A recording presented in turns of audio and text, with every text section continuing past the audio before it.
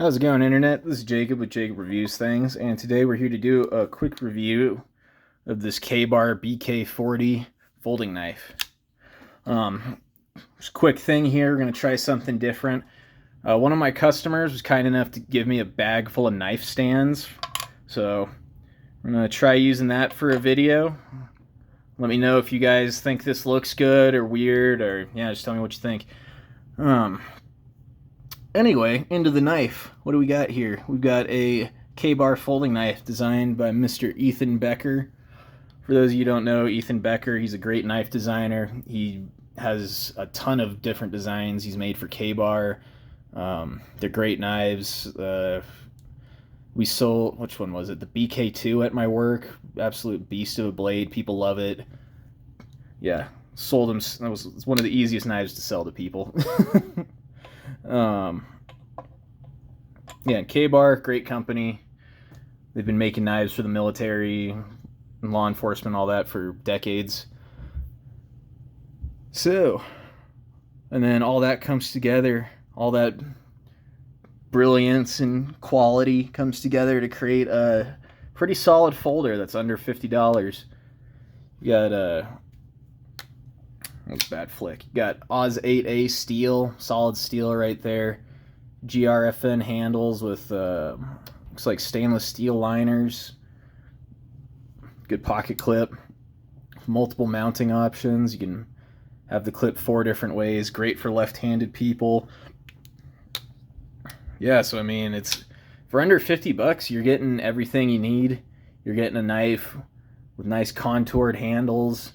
Feels good in the hand. It's definitely a bigger knife, especially for a folder, but anybody who's handled a Becker Ka-Bar knife knows that they're built big.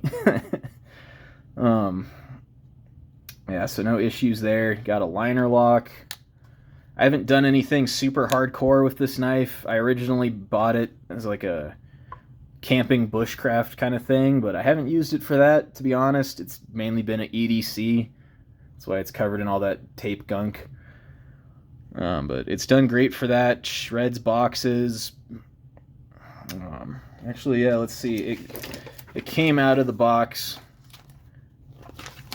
Paper cutting sharp for sure. Let's see. I haven't sharpened it. Yep. Yes, Ka-Bar, they put a great edge on their steel. Oz 8A is a steel I've had a lot of experience with from actually Ka-Bar and a few other companies have had their Ka-Bar Dozier, which is in the same steel and no issues at all. It's not like a crazy high-end super steel, but you also don't need a crazy high-end super steel for your knives. Remember, people, for 99% of human history, we used rocks and bones with no full metal tang. Yeah, so I'm trying to... Normally I talk for like 10 or 15 minutes in these videos, but I'm not... This knife is just so basic, and it does all those basic things so well. It's really hard to talk about in a critical way. I mean, you got good jimping up here. You got just the blade shape is solid, really good kind of drop point. Good for bushcraft, everyday carry kind of stuff. I didn't read how thick the blade is, but it's not like unbelievably thin or super thick either. It's just solid.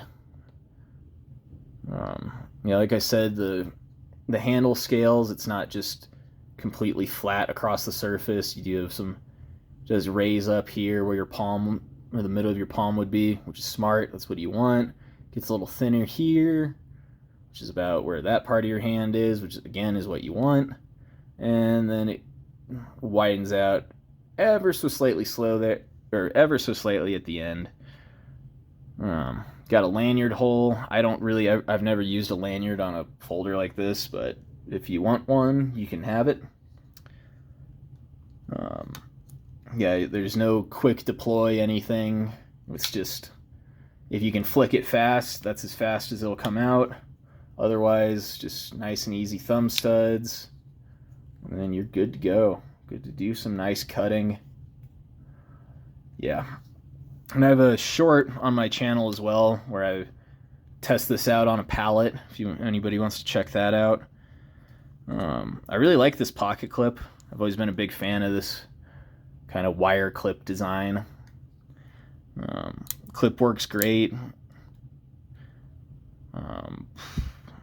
Yeah, I just don't have anything bad to say about this knife for $50. I mean, this is what you want. This would, especially if you've got bigger hands, this is great. Like, this knife fits my hands perfectly. And I usually wear like large to XL size gloves. So I don't think this would be bad for smaller handed people either, but I don't think it would be as great for them as it would for somebody like me. So yeah, that's all I really got to say. Ka-Bar knocked it out of the park. They just made a solidly, I don't want to say average, but it's just what you need. I'd say it's you're getting more than what you'd pay for a lot of brands with this knife. Actually, okay, I'm not gonna say that. There's so many freaking knife brands, and it depends on the brand. But for your value, I'd say this isn't a bad knife. All right, everybody. Oh, okay. Actually, there's one thing on this knife that bothers me, but it doesn't affect the usage of the knife in any way. It doesn't. Yeah. This is just me being a knife salesman. Knife companies, if you're going to put that your knife is made in China, which this one is, don't put it on the spine. Let's see if my camera can catch it. Come on. There we go. It just looks cheap. It looks like you're trying to hide something. Like, I've sold knives from other companies where they've done that, and when the customer sees that, it just always rubs them the wrong way, man. Like, just put China right there. Beyond, just when you put it there, it seems more open and honest. It's just, yeah, not that I'm saying anybody's being deceived here, but when you look at a knife and you say, oh man, it doesn't say China anywhere on here, maybe it's made in America, cool, and you're looking at it and then you see that and it's like, dang it, man, were they trying to hide that from me? I don't know. So just a tip to Ka-Bar and any other knife manufacturers, just don't put China on the spine of your knife. It just looks bad, in my opinion, and from my experience selling knives to people. But yeah, in conclusion, great knife, great price, great company, great designer. I would buy one. I already did buy one. Peace out, everyone.